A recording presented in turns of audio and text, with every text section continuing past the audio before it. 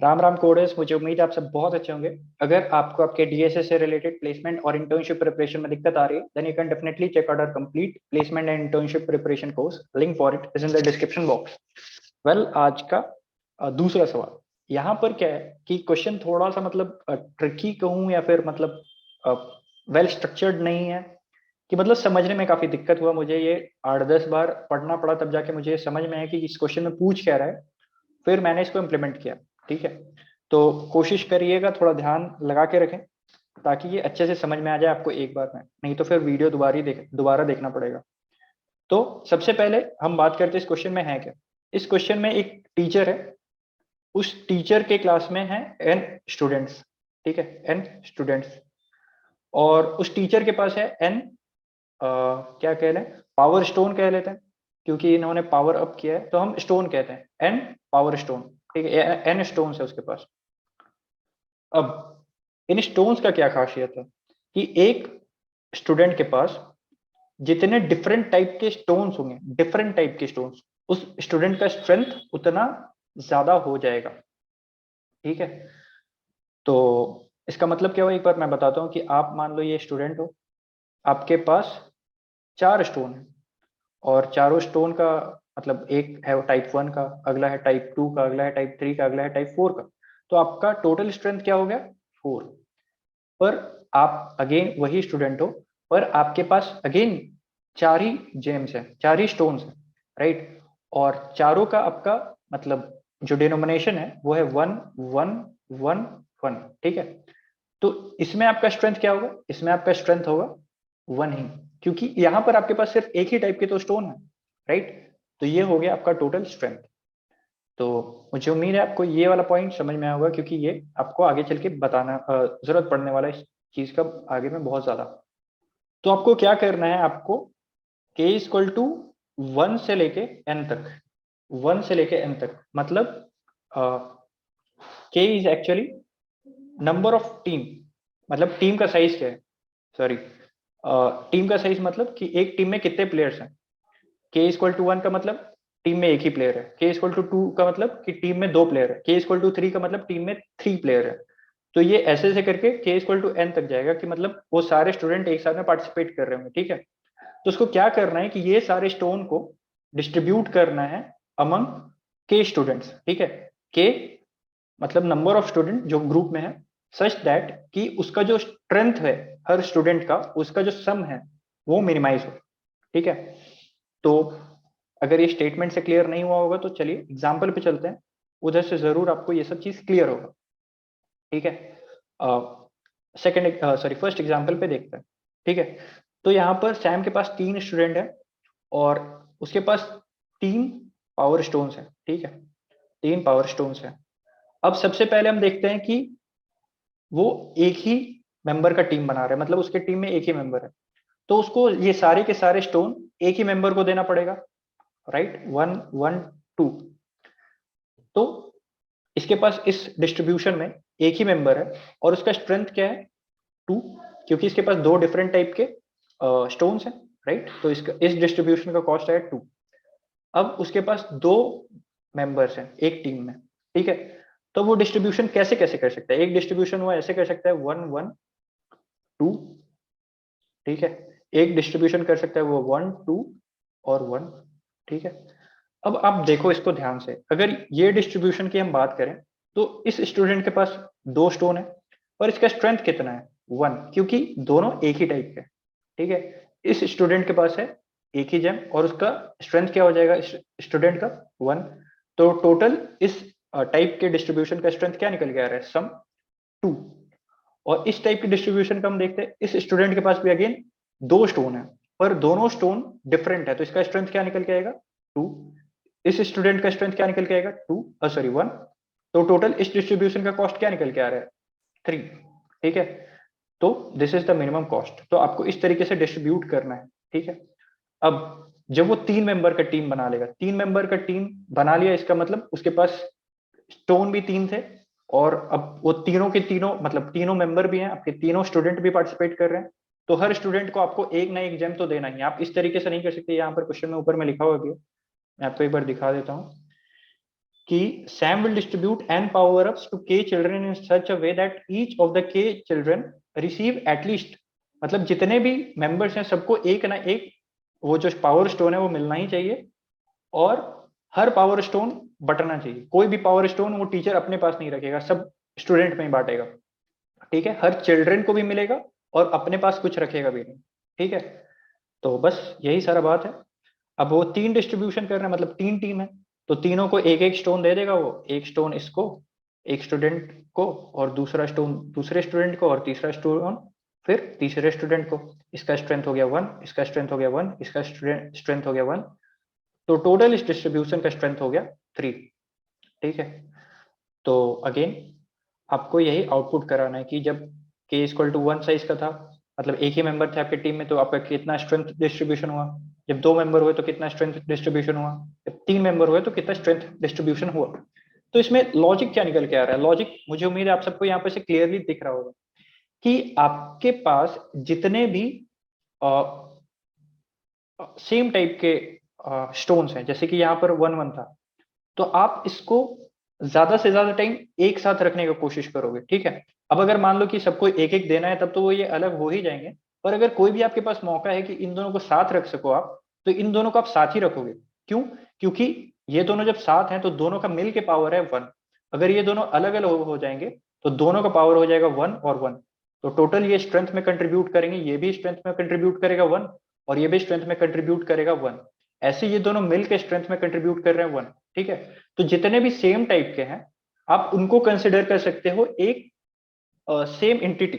ठीक है, तो इसका मतलब मैं क्या बोल रहा हूँ, जैसे कि आपके पास 1 है, ठीक है, आपके पास, जैसे कि सेकंड एग्जांपल का बात करते हैं, आपके पास एक 1 है, आपके पास 3 2 है, आपके पास एक 4 है, आपके पास एक 5 है। तो ये 3 2 जो है अगर हम इनको एक साथ रखें तो ये बेसिकली एक्ट करेंगे एज अ सिंगल स्टोन। ठीक है, एक सिंगल स्ट्रेंथ कंट्रीब्यूट कर रहे हैं, they are acting as a single unit. तो मेरे पास जितने भी सेम टाइप के हैं क्वाइंस स्टोन, उन सबको मैं एक साथ रखूंगा अगर ये पॉसिबल है। अगर मेरे पास 4 स्टूडेंट होते तो मैं कुछ इस तरीके का डिस्ट्रीब्यूशन करता। ठीक है, अब एक के पास तो ये जाना कंपलसरी है, ठीक है, दूसरे के पास ये जाना कंपलसरी है, तीसरे के पास ये जाना कंपलसरी है। अब एक स्टूडेंट को मैं 3 भी दे सकता हूँ। ठीक है, तो अब मैं उसको कौन सा रखूंगा, मैं उसको ये तीनों के तीनों एक साथ मतलब रखूंगा 2 को। एक और डिस्ट्रीब्यूशन क्या हो सकता था, एक स्टूडेंट को मैं 2 वाला स्टोन दूं, अगले को मैं 2 वाला दूं, अगले को मैं 2 वाला दूं, और लास्ट वाला जो स्टूडेंट है उसको मैं दूं 1 4 5। ठीक है, तो इस डिस्ट्रीब्यूशन का स्ट्रेंथ क्या निकल के आ रहा है, इस स्टूडेंट के पास कितना स्ट्रेंथ है 1, एक डिफरेंट टाइप का स्टोन है, इसके पास भी एक डिफरेंट टाइप का स्टोन है, इसके पास भी एक डिफरेंट टाइप का स्टोन है, और इसके पास 3 डिफरेंट टाइप की स्टोन है। ठीक है, तो इसका कॉस्ट क्या निकल के आ रहा है, इसका कॉस्ट निकल के आ रहा है 3 + 3 6, और इस डिस्ट्रीब्यूशन का कॉस्ट क्या निकल के आ रहा है 4। ठीक है, तो अब जब तक जिस लेवल तक हो सके सेम स्टोन्स को सेम मतलब ग्रुप में रखने का कोशिश करोगे, because they act as a one entity. जैसे ही ये सब आपस में डिवाइड हुए तो हर कोई अपना खुद का एक एंटिटी बन जाता है। ठीक है, तो जब तक ये साथ है तब तक ऑल कंबाइंड इक्वल टू 1, और जैसे ये बटे हर एक कंट्रीब्यूशन 1 1 होते जाता है। ठीक है, तो मुझे उम्मीद है कि ये छोटा सा बात आपको अगेन क्लियर हो गया होगा। तो इस डिस्ट्रीब्यूशन का अगेन हम देख लेते हैं किस तरीके से निकल के आएगा।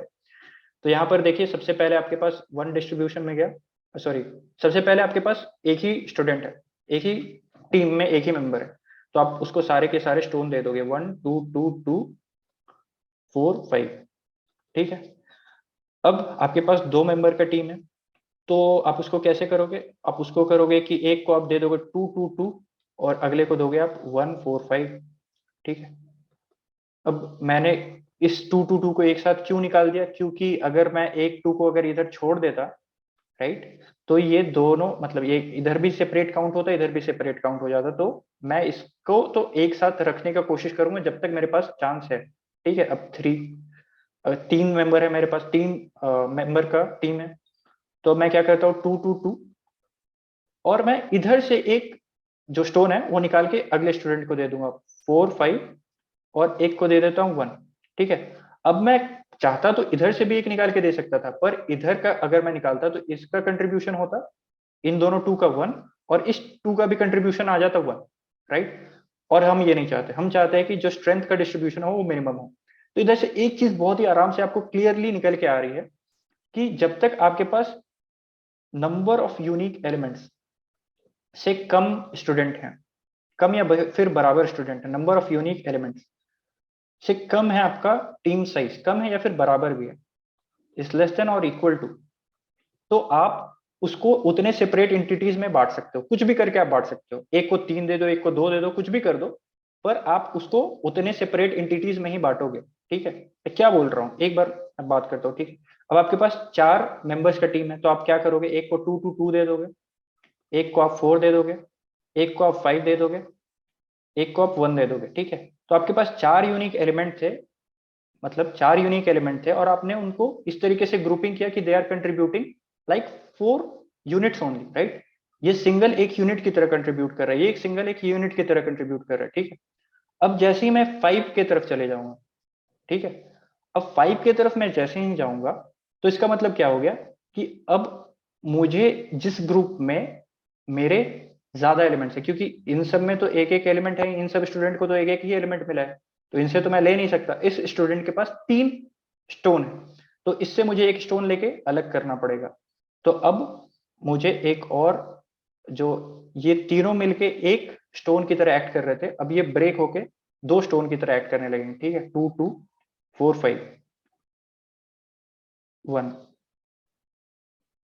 ठीक है, अब अगेन आप देखो, अभी भी हमारा जो है स्टोन है 6, पर they are contributing strength of 5, of strength 5।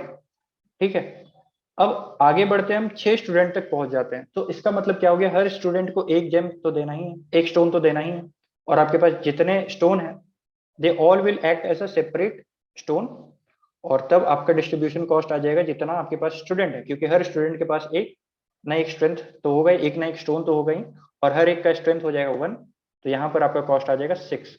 ठीक है, तो ये बेसिकली अगर हम सम अप करें, तो जब तक हमारे पास के से छोटे नंबर ऑफ यूनिक एलिमेंट्स हैं, मतलब सॉरी, जो हमारा टीम साइज है वो less than number of unique elements है, ठीक है, तो हम डिस्ट्रीब्यूशन इस तरीके से करेंगे कि हमारे जितने भी एक जैसे एलिमेंट्स हैं वो सारे एक साथ रहें।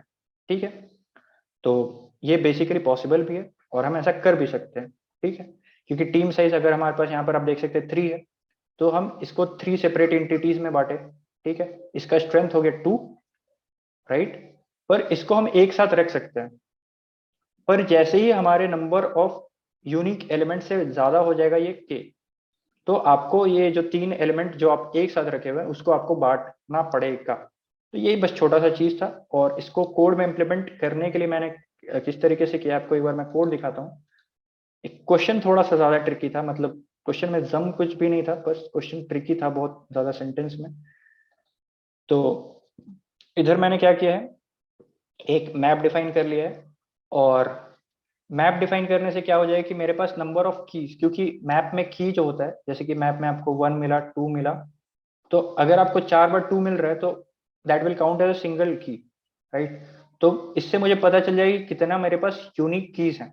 ठीक है, और जब तक मेरा जो टीम का साइज है वो मेरे नंबर ऑफ यूनिक एलिमेंट के साइज से छोटा है, तब तक मेरा ये जो क्या कह सकते हैं आंसर होगा, वो नंबर ऑफ यूनिक एलिमेंट्स के जितना ही होगा, पर जैसे ही मेरे टीम का size number of unique element से ज्यादा हो जाएगा, तब मुझे जिन सबको मैं एक साथ क्लब करके रखा हुआ था उनको मुझे डिस्ट्रीब्यूट करना पड़ेगा। ठीक है, जैसे कि एक एग्जांपल मान लेते हैं कि मेरे पास 6 स्टूडेंट है और मेरे पास 6 स्टोन है, 6 का वैल्यू है 1 1 1 1 1।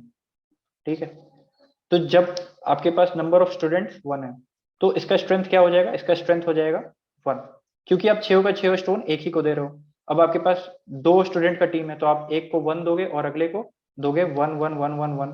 ठीक है, 5 1 आप दे दोगे इसको, तो इसका स्ट्रेंथ क्या हो जाएगा 2।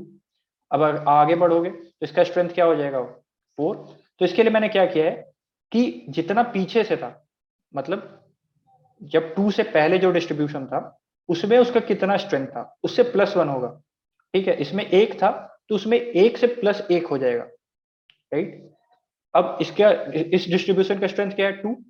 अब जब 3 स्टूडेंट हो जाएंगे तो मेरा डिस्ट्रीब्यूशन का कॉस्ट क्या आएगा, एक स्टूडेंट को ये मिल चुका है, अगले स्टूडेंट के पास ये 4 है, तो इसमें से मैं निकाल के एक जो तीसरा स्टूडेंट आया उसको दे दूंगा, तो इसके पास हो जाएगा 4, और अगले स्टूडेंट के पास भी एक मिल जाएगा 1। ठीक है, तो इसका स्ट्रेंथ 1, इसका स्ट्रेंथ 1, इसका strength 1। Basically it is equal to जो प्रीवियस डिस्ट्रीब्यूशन का कॉस्ट था +1। ठीक है, अब जब मेरे पास 4 स्टूडेंट होंगे तो मेरा डिस्ट्रीब्यूशन कॉस्ट हो जाएगा 4, 3 के पास 1 1 1 और अगले के पास 3 1। ठीक है, तो इस तरीके से हम डिस्ट्रीब्यूशन करते जाएंगे। आप अगर चाहते तो मतलब इतना किए बिना भी आप सीधा सीधा वेक्टर में ही इंसर्ट करा देते, या फिर आप सीधा सीधा मतलब वेक्टर में पुश करने का जरूरत नहीं था, आप सीधा सीधा उसको आउटपुट भी करा सकते थे। मैंने यहाँ पर गलती से वेक्टर में पुश कराया क्योंकि मुझे क्वेश्चन एंड तक में मतलब उतना क्लियर नहीं हो पा रहा था जब मैं कोड कर रहा था। तो यहाँ पर क्या होगा कि जब तक k is less than equal to m dot size है तो आप आउटपुट कराते रहोगे m डॉट साइज, और जैसे ही आपका ये हो जाएगा k is greater than m dot size, ठीक है, तो आपका जितना नंबर ऑफ यूनिक एंटिटीज है, जितने नंबर ऑफ टीम मेंबर्स है, आप उतना आपको डिस्ट्रीब्यूशन करना पड़ेगा, तो वहां पर आप आउटपुट करा दोगे k। ठीक है, तो बेसिकली यही कोड था, यही क्वेश्चन था। मुझे उम्मीद है आपको क्वेश्चन समझ में आया होगा। अगर इसके बाद भी कोई डाउट बच रहा है तो मेक श्योर कि आप टेलीग्राम ग्रुप में आ जाएं, या फिर कमेंट सेक्शन में पूछ लें, या फिर कहीं से भी आप पूछ लें। आपका डाउट क्लियर होना जरूरी है। We are always there to help you. That's it for now. Thank you.